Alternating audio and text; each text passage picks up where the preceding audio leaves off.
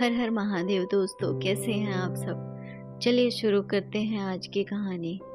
आज प्रिया सुबह देर से होकर उठी। रविवार का दिन था, आराम का दिन। विद्यालय जाने की चिंता नहीं, चैन से बैठकर चाय पीना चाहते थे, वरना रोज तो जल्दी जल्दी चाय पीकर स्कूल भागना पड़ता था। जैसे ही चाय की एक चुस्की ली, वैसे ही फोन की घंटी बज उठी। दिल्ली से चचेरे देवर का फोन था। भाभी जी, आप जल्दी से आ जाओ। ताऊ जी, जो कि प्रिया के ससुर हैं, तेज बहादुर जी, अब इस दुनिया में नहीं रहे। यह सुनकर प्रिया सुन्न हो गई। उसे गहरा आघात लगा। अपनी प्रधानाचार्य को फोन कर ससुर जी के निधन की बात बताई। अनुमति लेकर वह शीघ्र ही जयपुर से दिल्ली के लिए रवाना हो गई। बस स्टेशन पर पहुंचकर शीघ्र ही उसे दिल्ली जाने वाली बस मिल गई। बस में बैठकर अतीत के पन्ने एक एक करके प्रिया के स्मृति पटल पर उभरने लगे। कुछ वर्ष पूर्व प्रिया फौजी सुमित की दुल्हन बनकर आगरा से दिल्ली आई थी। ससुर तेज बहादुर जी फौज से रिटायर थे। सासू माँ का देहांत हो चुका था। सुमित 1 महीने की छुट्टी लेकर आए थे। कुछ दिन शादी और मेहमानों में बीत गए। 3 सप्ताह शिमला कुल्लू मनाली की बर्फीली वादियों में पंख लगाकर उड़ गए। एक दूसरे का साथ आजीवन निभाने का वादा कर दोनों दिल्ली वापस आ गए। अगली सुबह सुमित अपनी फौजी वर्दी पहन सीमा पर जाने को तैयार था। नवनवेली दुल्हन ने बोझिल मन से पति को विदा किया। 1 महीने बाद सुबह सुबह फौज से कर्नल का फोन आया। मैं फौज से कर्नल जयप्रताप बोल रहा हूँ।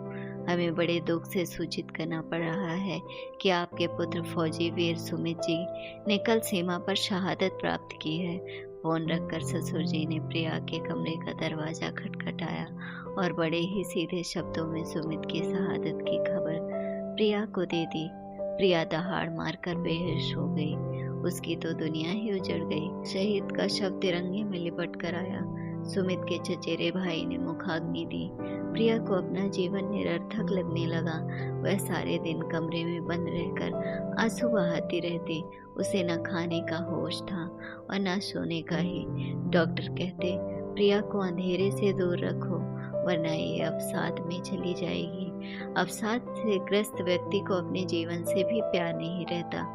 एक दिन ससुर जी उसके कमरे में आए। बोले, प्रिया, कमरे से बाहर आओ। मैं तुम्हें बैंक, बिजली, पानी, राशन आदि का काम सिखाऊंगा। कल से ये सब काम तुम्हें ही करने हैं, मैं कुछ भी नहीं करूंगा।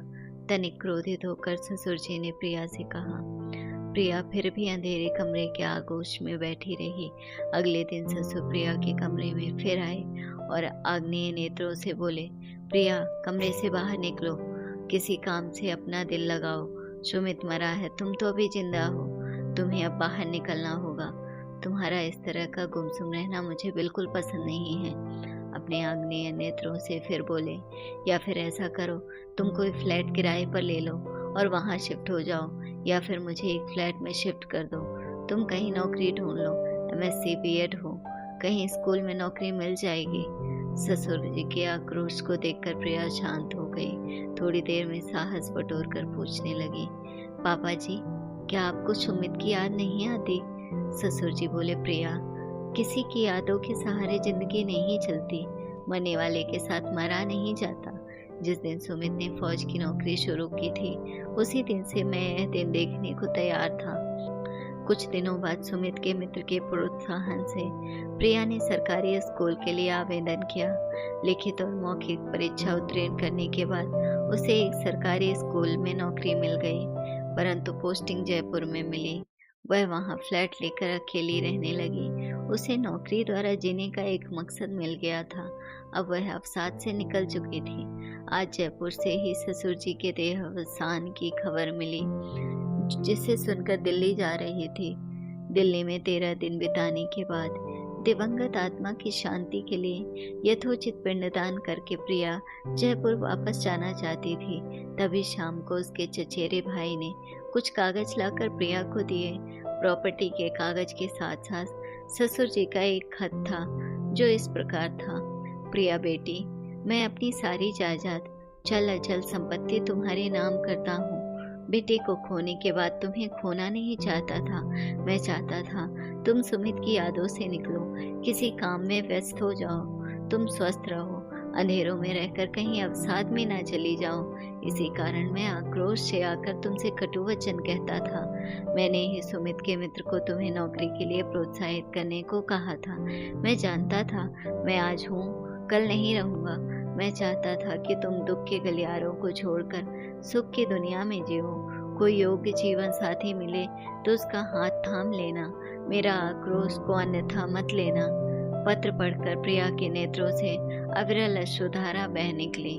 दोस्तों, अगर आपको हमारी कहानी अच्छी लगी हो तो अपने दोस्तों के साथ भी शेयर कीजिए और कमेंट में ज़रूर बताइए कि कैसी लगी ये कहानी। और हाँ, चैनल को सब्सक्राइब करना ना भूलें। धन्यवाद।